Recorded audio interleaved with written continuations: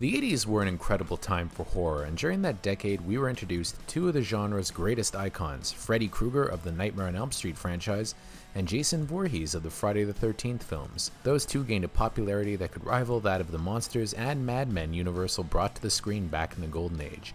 And since Universal had their monsters cross paths on several occasions, it wasn't long before fans started wondering what would happen if Freddy and Jason were to come face to face as well. Freddy vs. Jason was inevitable, but the 80s were long gone by the time the film reached the big screen, and it took nearly 10 years of struggle to get it there, with screenwriters turning in draft after draft of scripts that were rejected and tossed aside. Getting two slashers to fight shouldn't have been so complicated, so we have to ask, what the fuck happened to this horror movie?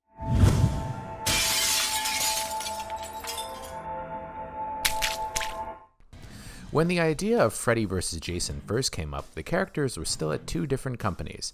Freddy was at New Line Cinema, and Jason was at Paramount. Paramount executive Frank Mancuso Jr. tried to make it happen. He asked Jason Live's Friday the 13th Part 6 writer-director Tom McLaughlin if he would be interested in taking the helm of the crossover, and approached New Line about the idea. The studios weren't able to make a deal, so instead of pursuing McLaughlin's backup plan of Cheech and Chong meet Jason, a crossover that unfortunately has never been made, Paramount moved forward with Friday the 13th Part 7, The New Blood, which pitted Jason against the telekinetic teenager who was basically a stand-in for Stephen King's Carrie. After the 1989 release of Friday the 13th Part 8, Jason Takes Manhattan, Paramount felt they'd run the series into the ground, so they allowed the original Friday the 13th director/producer Sean S. Cunningham to take Jason to a different studio. Cunningham, who had also produced Elm Street creator Wes Craven's film The Last House on the Left, and even directed a bit of second unit on the original Elm Street, took Jason straight over to New Line. The first Jason movie to be distributed by New Line was 1993's Jason Goes to Hell: The Final Friday, which Cunningham wanted to be very different from the preceding sequels. Director Adam Marcus and the writers certainly delivered that, starting the movie with Jason getting blown to pieces. He then uses supernatural abilities that had never been hinted at before to start possessing people, not regaining his own form until the climax, just in time to get dragged to hell by giant hands. The only thing left behind is his hockey mask. Even though Cunningham and New Line executives were already thinking of Freddy vs. Jason from the moment they made their deal, Marcus thought he was just dropping in a fun sight gag when he had Freddy's gloved hand come out of the ground to drag Jason's mask down to hell at the end of the film. Marcus didn't know he was setting up the crossover, or how appropriate it was he had Freddy welcome Jason to hell, since the two were about to spend the next several years in development hell together. For Freddy vs. Jason to receive a green light, Cunningham and New Line executive Michael DeLuca would both have to approve a script, and finding one that they could both agree upon was a grueling process. They had listened to countless pitches, approached filmmakers like Peter Jackson and Guillermo del Toro, and hired more than 15 different screenwriters to work on different iterations of the script. Some of those scripts are readily available on the internet, and others that aren't available are well covered in Dustin McNeil's book Slash of the Titans, which is highly recommended to anyone interested in the making of Freddy vs. Jason. The first writer to take a shot at the concept was future Titanic cast member Louis Abernathy, who had previously worked with Cunningham on a few other projects.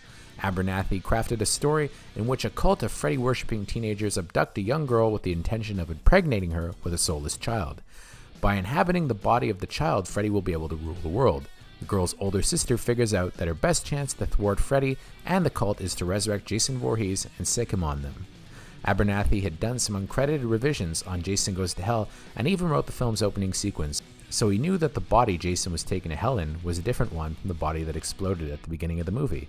The characters in his take on Freddy vs. Jason put that blown-up body back together with fishing line and barbed wire, using steel braces to reinforce the arms and legs. There's no doubt Jason would have looked pretty cool in the movie. Problem is, Jason's missing a heart, since the coroner ate it and Jason goes to hell. Yeah, that's a weird one. So, the new heart that's inserted into Jason's chest comes from the heroine's boyfriend, who was killed by Freddy. Abernathy's script was unusable primarily due to the tone. The script not only brought back the cartoonish humor of Freddy's Dead, but it went even further. Freddy is constantly cracking jokes and even steals the smokin' line from the mask, and there's a scene where a character interacts with a talking booger inside of Freddy's nose. And the big fight takes place in a boxing ring in hell with cameos from the likes of Ted Bundy and Hitler. While this was very clearly not the script they should move forward with, it did establish several elements that other screenwriters would work into their drafts. Versions of the Freddy worshippers, sometimes multiple people in a cult, sometimes just one fanatic, would be featured in the drafts by David J. Sho, Ethan Reif, and Cyrus Voris, plus David Goyer and James Dale Robinson, and Jonathan Abel and Glenn Berger. Most of the scripts also had Jason being resurrected with the heart of the heroine's boyfriend, with Jason's heartless body usually being found at the bottom of Crystal Lake. Starting with Abernathy's script, every rejected screenplay somehow made Freddy responsible for Jason's drowning as a child. Abernathy wrote that Freddy was a camper at Camp Crystal Lake with Jason and drowned him because it was his idea of fun. In scripts by other writers, Freddy was a camp counselor who had molested Jason and drowned him to cover up his crime. In a script written by Benson Braga and Ronald D. Moore, Freddy drowns Jason just because the kid walked in on him having sex with Mrs. Voorhees. Braga and Moore were hired for Freddy vs. Jason when they were fresh off of having Captains Kirk and Picard meet in Star Trek Generations, so it seemed like they were the right guys to turn to when he wanted iconic characters to collide. Rather than attempt to make a follow-up to the previous Elm Street and Friday movies, the two took a meta approach along the lines of Wes Craven's New Nightmare. In their story, the Friday the 13th films were based on the crimes of a real serial killer that we'd meet for the first time in the movie. The Jason envisioned by Braga and Moore is so grounded and human he even gets captured by the authorities, locked up in jail, and put on trial. The heroine is his defense attorney who realizes that Jason has a neurological disorder that keeps him from getting sleepy.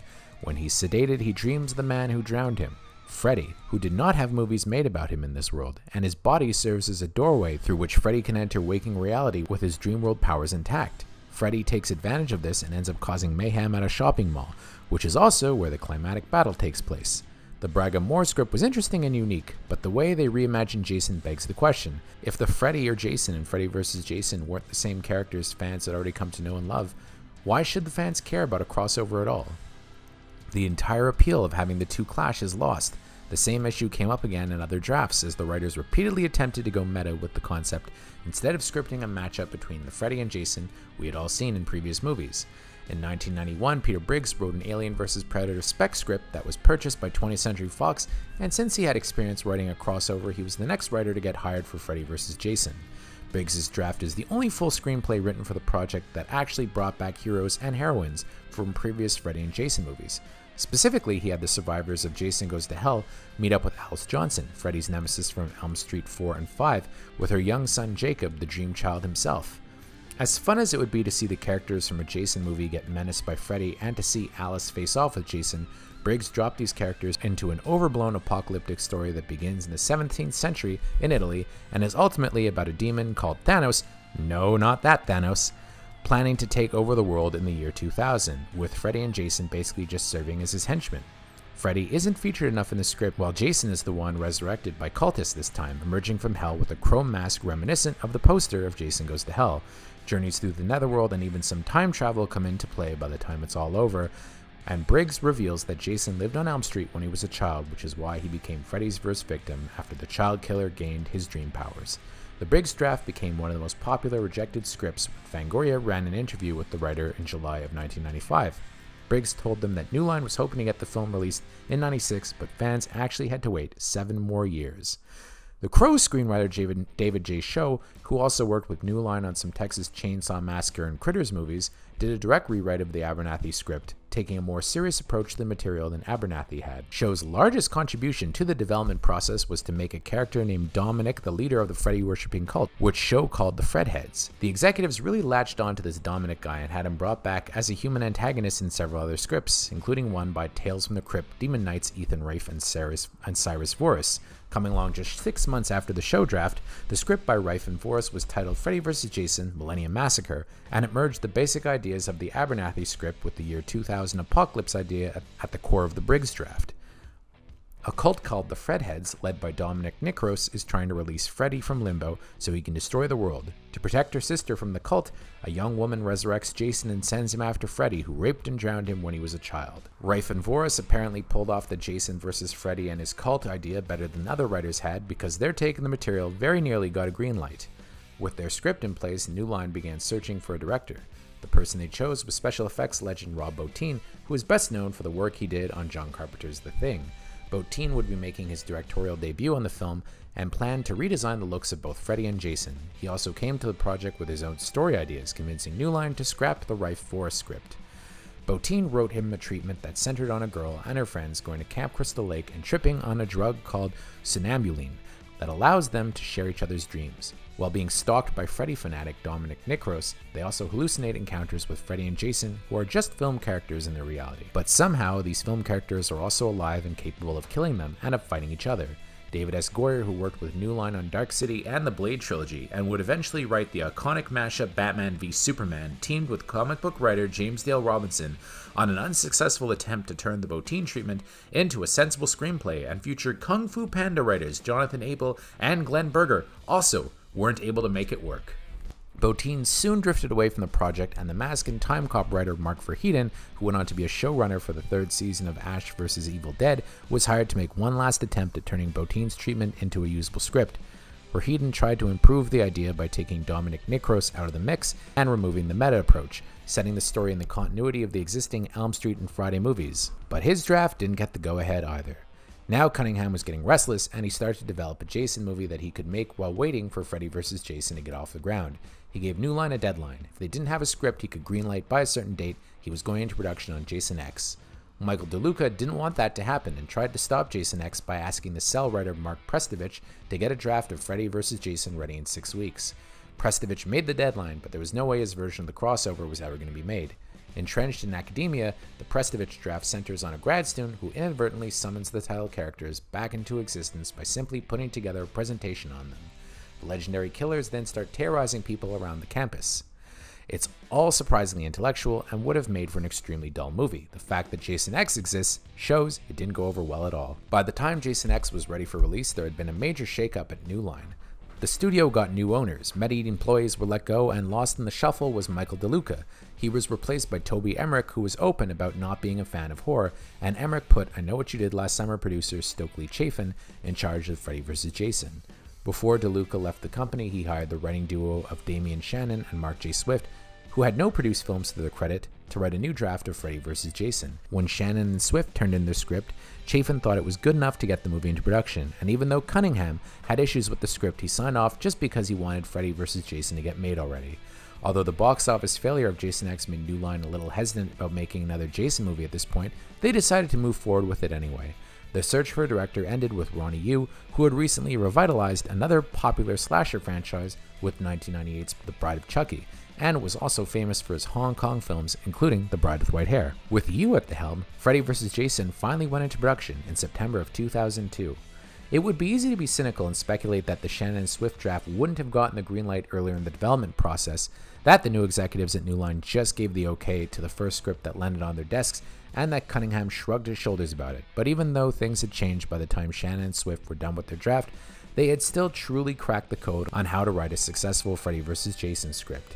They didn't overthink the concept, didn't distract from the title characters by adding in other villains, didn't try to reimagine Freddy or Jason, and didn't cheapen Jason's mythology by saying that Freddy was responsible for drowning him. Their script isn't set in a world where Nightmare on Elm Street or Friday the 13th are movies that the characters have watched. Shannon and Swift's Freddy vs. Jason is a follow-up to the existing films, picking up after the events of Freddy's Dead and Jason Goes to Hell. Weakened not only by his defeat at the end of Freddy's Dead, but also by the measures taken by the authorities in Springwood, Ohio to ensue that he doesn't infiltrate the dreams of any more Elm Street kids, Freddy has to search the bowels of hell for someone he can send to Elm Street to kill people to stir up fear. Jason proves to be the perfect candidate, and Freddy is able to manipulate him into going to Elm Street by appearing to him in the image of his beloved mother, similar to how Jason was fooled into thinking the heroine was his mother at the end of Friday the 13th Part 2. Jason's dedication to his mom is so strong that he rises from hell to follow her orders and go to Elm Street, where he kills someone in bed at an iconic location from the Nightmare movies, 1428 Elm. The police immediately jump to the conclusion that if someone died in bed in that house, Freddy had to be responsible. The fear generated among the locals by the murders Jason commits is enough that Freddy is able to start appearing in nightmares again. Problem is, Jason sticks around in Springwood and continues whittling down the population, stealing potential victims from Freddy. Now Freddy has to figure out how to stop Jason, and the teens realize they need Jason to fight back against the Dreamstalker. It's simple, straightforward, and by far the best and most fitting story that had been written for Freddy vs. Jason in all those years of development. Which isn't to say the finished film is perfect. Chafin was concerned that Shannon and Swift's script would result in a film that was too long, so she brought David S. Goyer back to the project to perform a rewrite.